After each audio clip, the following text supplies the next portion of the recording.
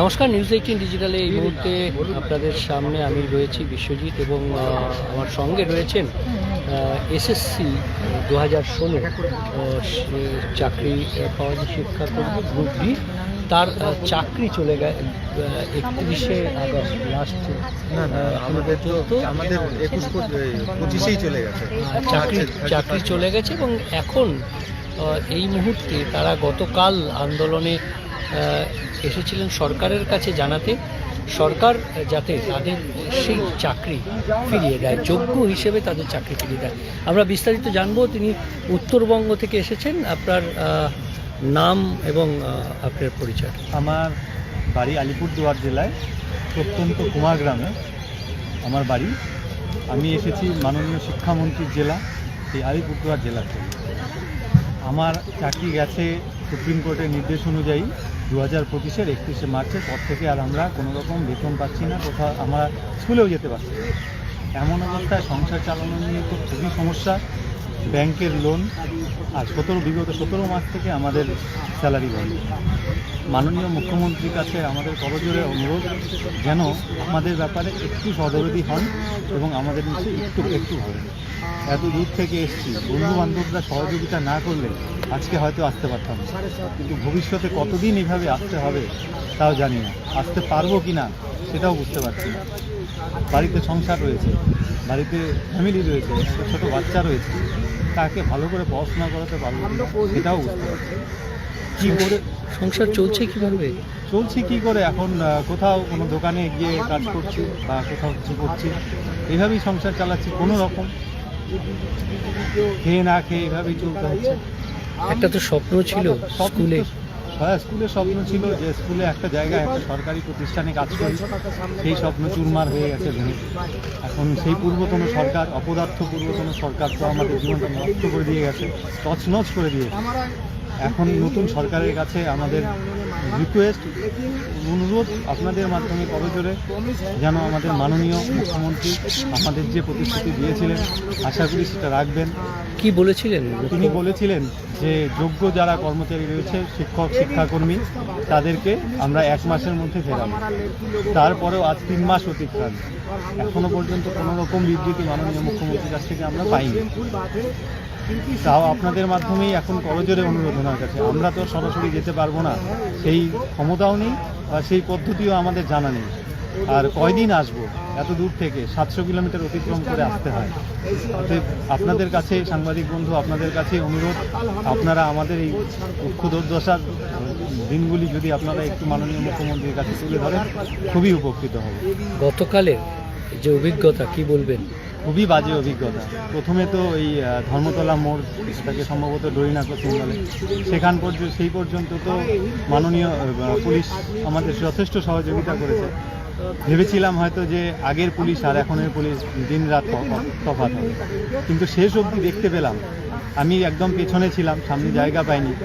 পেছনে যখন শেষ অবধি পুলিশ আমাদের ধরপাকড় শুরু করলো, সেই সময় আমার সাথে থাকা আমাদেরই সহযোগী কয়েকজন ম্যাডামরা ছিলেন, তারা পর্যন্ত দৌড়ানো শুরু করলেন। তাদেরকে আমার নিজের চোখে দেখা, তাদেরকে পর্যন্ত পুলিশরা, মেল পুলিশরা তাদেরকে পর্যন্ত দৌড় করাচ্ছে। সেখানে ফিমেল পুলিশ ছিল না। তাদেরকে, তাদের সুরক্ষার জন্য আমিও তাদের সাথে দৌড় শুরু করি। বারবার বলতে থাকি, দিদি আমি আছি, দাঁড়ান, কিচ্ছু হবে না, কিচ্ছু করবে না ওনারা। তারপরেও আমি পুলিশকে বলতে শুরু করলাম যে আপনারা কি আমাদের ম্যাডামদেরও ধরবেন? এরকম তো প্রথম নয়, এর আগেও হয়েছে। আমরা তো ভেবেছিলাম পরিবর্তনের সাথে সাথে হয়তো এই পুলিশদেরও পরিবর্তন হয়েছে। কিছু একটা সংখ্যক পুলিশ যারা এরকম বাজে ভাষা ব্যবহার করেছে, যা বাড়িতে কোনোদিন শুনিনি, নিজের মুখ দিয়েও কোনোদিন বেরোয়নি। অন্তত পক্ষে আমরা তো ক্রিমিনাল নই, চোর নই। কতটা আঘাত পেয়েছি? খুবই আঘাত পেয়েছি আর কি, এখন বলার ভাষা নেই। সকাল থেকে সেই না খাওয়া রয়েছি, বাড়ি যেতে পারিনি এখনো। কাল রাত 11টা সাড়ে 11টা পর্যন্ত এখানেই ছিলাম। লালবাজারে নিয়ে গেছে আমাদের সাথীদের, কখন ছাড়বে সেই অপেক্ষায় ছিলাম। ওদেরকে বের করে নিয়ে আসার পর সারা রাত কাটিয়েছি রাস্তায়। এখন বাড়ি কখন যাব সেটাও বুঝতে পারছি না। সংসারের চিন্তা, খুবই চিন্তা, সংসারের চিন্তা হচ্ছে। মা আছে, বয়স্ক বাবা আছে, বাবা অসুস্থ, কি করে চালাবো, কি করে চলবো নিজেই বুঝতে পারছি। এখন একটাই পথ, সেটা হচ্ছে মৃত্যু। সেটাও যদি বাধ্য করতে হয় সেটা কি করবো এখন, সেটাই সেই পথেই যেতে হবে। আমরা তো আর সরকারের বিরুদ্ধে যাচ্ছি না, সরকারকে মানবিকভাবে আমাদের জন্য সরকার দেখে, সেটাই আমাদের কাছে। আপনাদের মূল দাবিগুলো কি কি? আমাদের মূল দাবি আমাদের একটাই, আমাদের যোগ্য চাকরি ধারাবাহিকতার সাথে আমাদের ফিরিয়ে দিক মাননীয় মুখ্যমন্ত্রী। আমরা যোগ্য ক্যান্ডিডেট, যোগ্য গ্রুপ সি গ্রুপ ডি কর্মচারী, আমাদের চাকরি ফিরিয়ে দিক যোগ্যতার সাথে, আমরা এটাই চাই। একদমই শুভ্রজিৎ বাবু যেরকম বললেন সেরকমভাবেই সুমন বিশ্বাস, তিনি কনভেনার, তিনিও জানিয়েছেন। এবং এই বিষয়ে আমরা একটু কথা বলবো সুমন বিশ্বাস তার সঙ্গে কথা বলবো। আমরা একটু কথা বলে নেব। अगले तारीख कौन कौन সুমন 24 तारीख हम लोग अगर बातचीत करेगा तो সুমন বিশ্বাস তিনি কনভেনার রয়েছেন।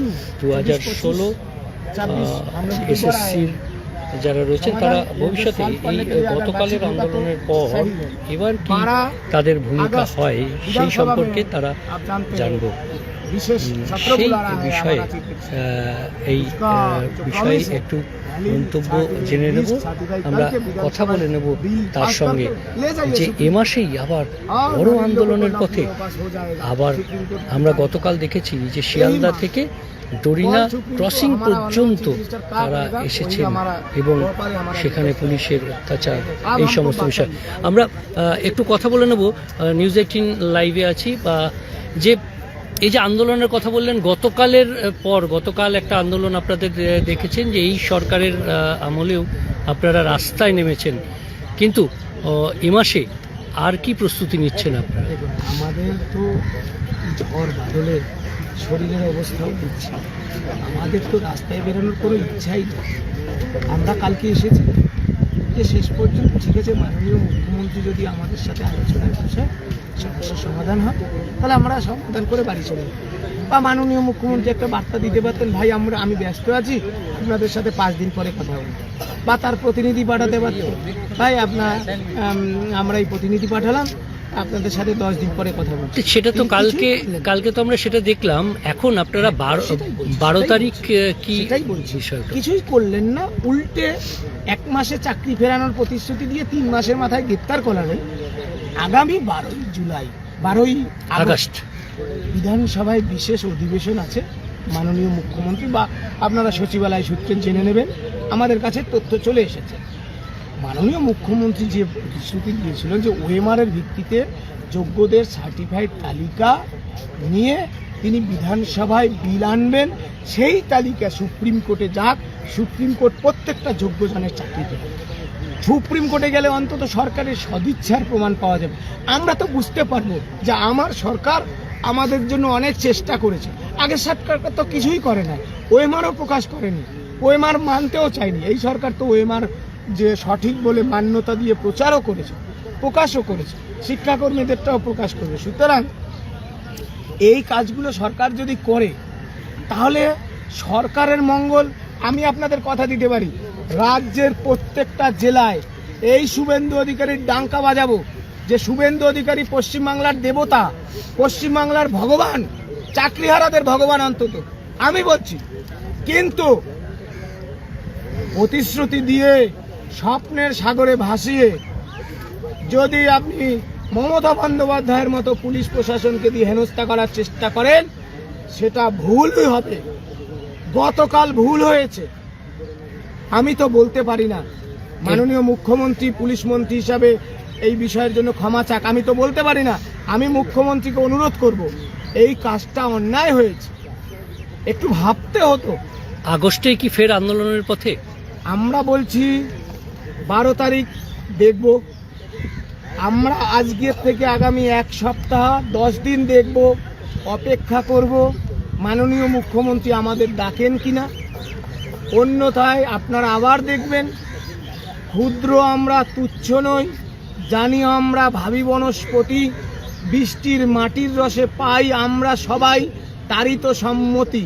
সুতরাং আপনারা দেখবেন আমরা আগামী 24, 25, 26 আমরা সবাই, যে দ্য ভয়েস অফ টিচার বলুন, যোগ্য শিক্ষক শিক্ষিকা অধিকার মঞ্চ বলুন, আমাদের বিভিন্ন মঞ্চ, চাকরিহারাদের সবাইকে ঐক্যবদ্ধ করে আমরা আগামী 24, 25, 26 সিদ্ধান্ত হবে, ফের একই রুটে একই সিদ্ধান্ত নিয়ে একই দাবি নিয়ে আমরা রাজপথে নামবো। সেদিন 30 জন গ্রেপ্তার হয়েছিল, সেদিন নিশ্চয়ই 3000 জন গ্রেপ্তার হওয়ার জন্য আমরা তৈরি হয়ে আসছি।